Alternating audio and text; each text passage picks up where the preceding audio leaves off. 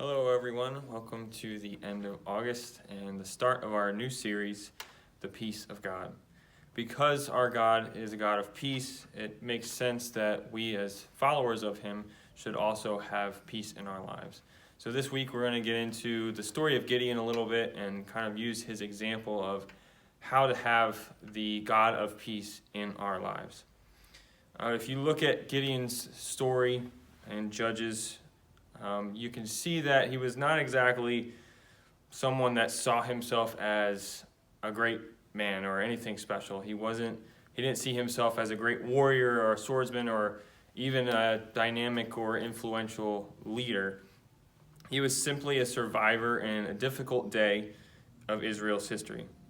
Their enemy had become so strong and oppressive that they were in despair as to how they were going to survive. So essentially they would grow their crops, and the enemy at the time, the Midianites, would come in and they would reap the harvest before the Israelites were able to do so, and pretty much leave them with nothing.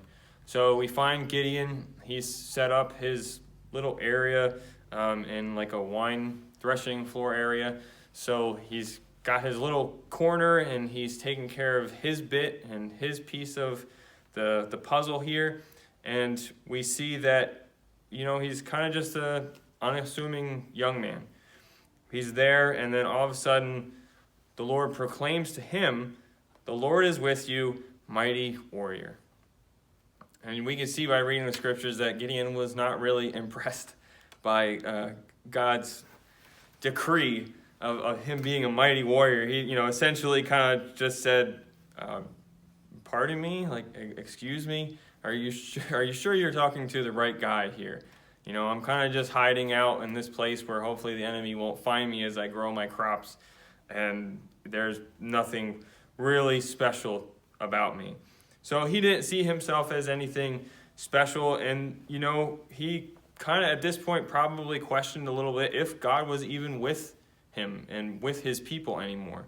He had heard the stories about his ancestors being delivered out of slavery in Egypt, but seemingly at this point they were almost slaves in their own land because they couldn't stop the enemy from coming in and taking their crops. And so essentially, he was kind of probably at the point of where was God in this situation.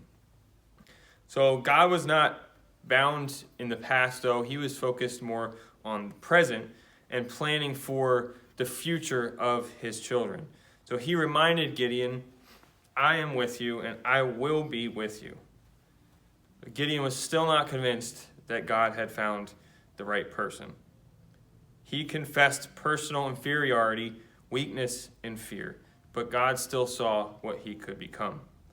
Though it would be a process to take Gideon from where he was to where God wanted him to be, God was patient with Gideon in this time. And Gideon's response to this initial encounter with God was to build an altar of worship. There he found that God was the Lord of peace, Jehovah-Shalom. In the chaos of trouble, Gideon found solace in his relationship with the God of peace. So we see Gideon's story in the book of Judges, and if you read through the book of Judges, it's not exactly an encouraging, uplifting book in the Bible with a lot of feel-good stories and all of that. Rather, it's really one of the darkest chapters of Israel's history.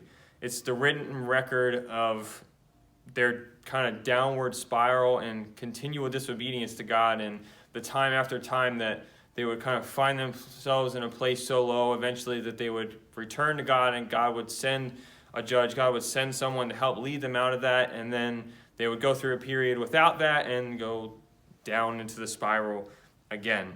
So when their troubles came, they called out to God, but then story after story, they went back down. Their lack of spiritual stability caused failures in moral judgment. 4 times the writers of Judges recognized that there was no king in Israel, and twice he followed that statement with the observation, everyone did what was right in his own eyes. As you can imagine, that was probably not a great situation, everyone doing what is right in their own eyes. So we see in Judges that Gideon is one of the people that God has set up as a deliverer. And, he kind of stands out as maybe one of the more unlikely leaders who is transformed by God's enablement to bring peace in a time of chaos. Peace only arrived when this timid and introverted man came to terms with his calling from God. God bless you. I hope that you'll join us again tomorrow as we look a little bit deeper into Gideon's story and search deeper for our God of peace. Thank you.